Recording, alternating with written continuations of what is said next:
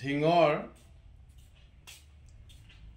বৰবিল ৮ গাঁৱত যি সন্দেহজনক বাংলাদেশী মাতব্বৰৰ নেতৃত্বত খিলঞ্জীয়া অসমীয়া মানুহক তাৰ চাপৰিৰ পৰা খেদিছে, মাটি কাঢ়ি লৈছে 1000 বিঘা, আৰু খিলঞ্জীয়া অসমীয়া মানুহক বাংলাদেশী সন্দেহজনক মিয়াই নদীত কাটি উটুৱাই দিম বুলি কৈছে। আমি তাক অসমীয়া যুৱ মঞ্চই তীব্ৰভাৱে গৰিহণা দিছোঁ।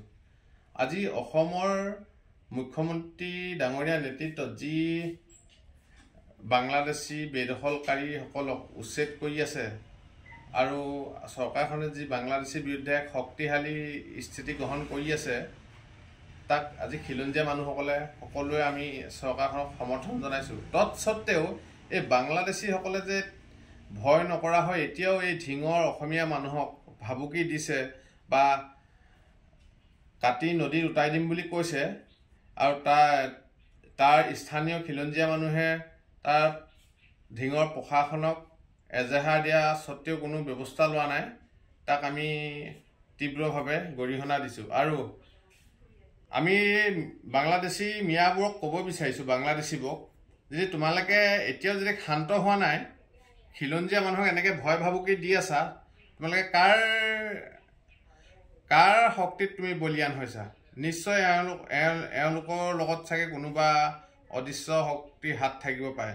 মুখ্যমন্ত্ৰী ডাঙৰীয়াক আহ্বান জনাইছোঁ, এই যিসকল মাতব্বৰৰ নেতৃত্বত সন্দেহজনক বাংলাদেশী অসমীয়া মানুহক অত্যাচাৰ কৰিছে, ভয় ভাবুকি দিছে, এওঁলোকৰ ওপৰত অনতিপলমে এক কঠোৰ স্থিতি গ্ৰহণ কৰক আৰু এই মাতব্বৰৰ অঞ্চলবোৰ উচ্ছেদ কৰিবলৈ আমি অসমীয়া যুৱ মঞ্চই দাবী জনাইছোঁ। আৰু আমি বাংলাদেশী সন্দেহজনক নাগৰিকবোৰক সকীয়াইছোঁ, এনেকৈ যদি তহঁতি অসমীয়া মানুহবোৰক অত্যাচাৰ কৰিবলৈ হয়, কিন্তু অসমীয়া যুৱ মঞ্চই ক্ষান্ত হৈ নাথাকে। আৰু প্ৰত্যেক অঞ্চলৰ সন্দেহজনক বাংলাদেশীক কিন্তু আমি অসমীয়া মানুহক বেয়া চকুৰে চোৱা, ৰঙা চকুৰে চোৱা বাংলাদেশী আমি কিন্তু চকু কাঢ়ি আনিবলৈ বাধ্য হ'ম। আৰু যিখন মুখেৰে বা যিখন হাতে তহঁতি বাংলাদেশী অসমীয়া মানুহলৈ হাত তুলিম বুলি ভাবিছ, সেইখন হাত আমি বাংলাদেশীৰ হাত আৰু জিভা উঘালি আনিম বুলি অসমীয়া যুৱ মঞ্চই কঠোৰ আৰু সকীয়নি দিছোঁ।